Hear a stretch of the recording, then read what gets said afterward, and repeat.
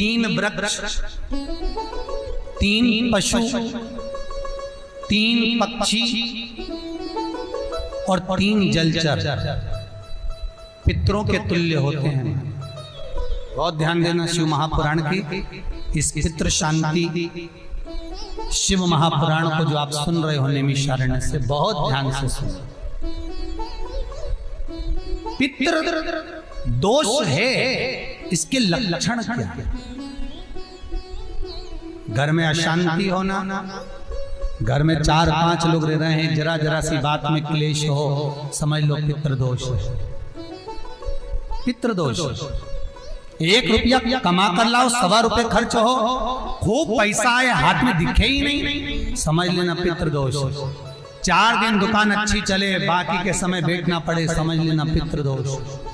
घर में बच्चे चिड़चिड़े हो जाएं, गलत संगति में डूब जाएं, समझ लो चिड़चिड़ हो रहे हैं, पितृदोष।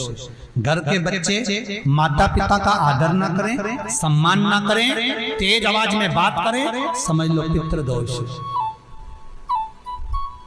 पितृदोष मालूम पड़े। और इतने से भी अगर आप नहीं समझ सकते, परिवार का कोई एक व्यक्ति जब जब भोजन करने बैठे तब तब उसकी थाली में बाल आए, भले वो होटल में खाए तो भी बाल आ जाए, वो कहीं खाना खा रहा है तो बाल आ जाए।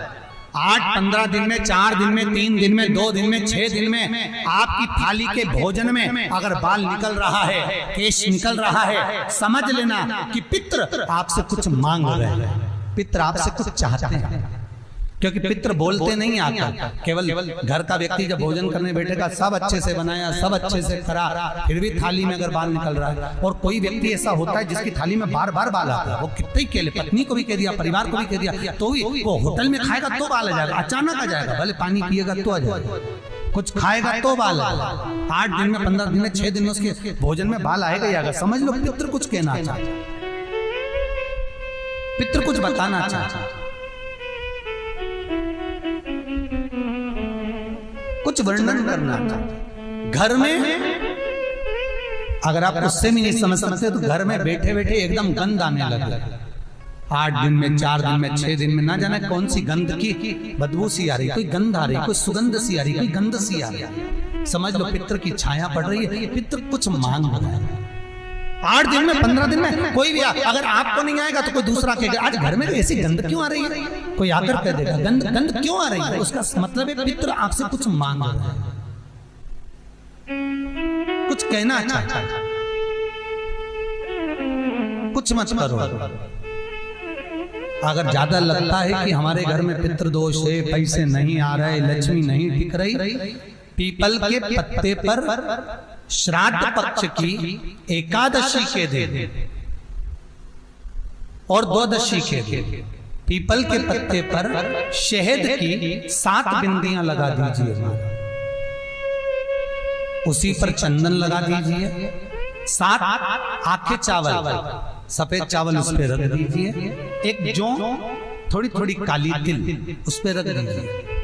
अपने पूर्वजों का नाम लेकर, पितरों का स्मरण कर कर, गोत्र बोलकर, नाम बोलकर बहते हुए पानी में उस पत्ते को छोड़ दीजिए। ये केवल श्राद्ध पक्ष में होगा, एकादशी तिथि के लिए बहते पानी में छोड़ दीजिए। जिंदगी में कभी संपदा की कमी नहीं आएगी, पितर आशीर्वाद देकर जरूर जाएंगे, ये पक्का है। शिव महापुराण कहते हैं अगर ज्यादा रोग है, बीमारी है, तो श्राद्ध पक्ष की 9वीं तिथि के समय पर केवल बड़ के पत्ते के ऊपर, बड़ का जो पत्ता होता है, बट वृक्ष का पत्ता, उस पे काली तिल और जौ 21 बार उतार कर, जो व्यक्ति बहुत बीमार पड़ा रहता हो, कोई ना कोई बीमारी उसको घेरी रहती हो, तो बड़ के पत्ते पर काली तिल और जौ, काली तिल और जौ रख कर पितरों का स्मरण कर कर 9वीं तिथि के दिन 21 बार उतार कर बहते पानी में डाल दो या पीपल के पेड़ के नीचे रख दो, बीमारी समाप्त हो जाएगी, रोग नहीं घेर सकता। अगले श्राद्ध तक लिखकर रखना कि किस तारीख को करा, किस तिथि को करा, अगली तिथि तक जानना, आपको रोग नहीं आएगा, बीमारी नहीं आ सकती, कष्ट नहीं आएगा। शिव महापुराण का भाग, भगवान शिव आनंद की राशि। तो 3 वृक्ष, 3 पशु, 3 पक्षी और 3 जलचर ऐसे हैं जिनको पितृ माना है।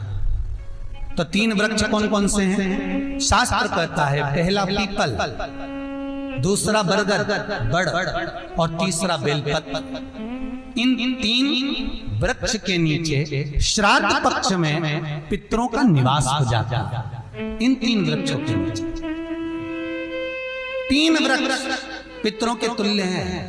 पहला पीपल, दूसरा बट वृक्ष, तीसरा बेलपत्र का बेलपत्र का।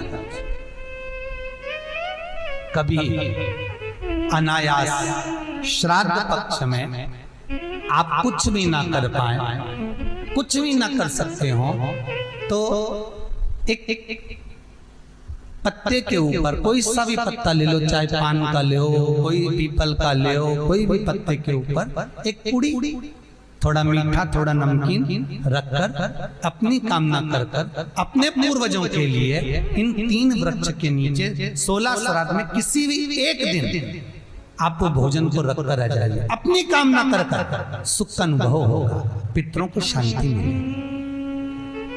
3 वृक्ष पितरों के तुल्य हैं। 3 पक्षी पितरों के तुल्य हैं। कौवा, हंस और गरुड़। एक कौवा और एक स्वान, कुत्ता, ये 2 ऐसे होते हैं जिनको 20 मिनट पहले, आधे घंटे पहले, 1 दिन पहले, 24 घंटे पहले, 48 घंटे पहले क्या होने वाला होता है, कौवे को और स्वान को भान हो जाता है। क्यों? क्योंकि ये यमलोक में जहां यमराज निवास करते हैं, स्वान और कौवा उस स्थान का भाग ग्रहण करते हैं और इनको ये ज्ञान पूर्व से यमराज से प्राप्त होता रहता है। पूर्वान होता प्राप्त होता रहता है।